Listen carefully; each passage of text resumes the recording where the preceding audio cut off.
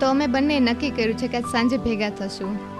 હા પણ બેટા તું દેવને મળવા જા ને એ પહેલા મારે તને એક જરૂરી વાત કરવી છે. શું વાત છે પપ્પા? કઈ પ્રોબ્લેમ થઈ ગઈ છે? પ્રોબ્લેમ તો દીકરા બહુ મોટો છે. પપ્પા તમે આવું કહીને મને ડરાવો નહીં. શું વાત છે કહો ને.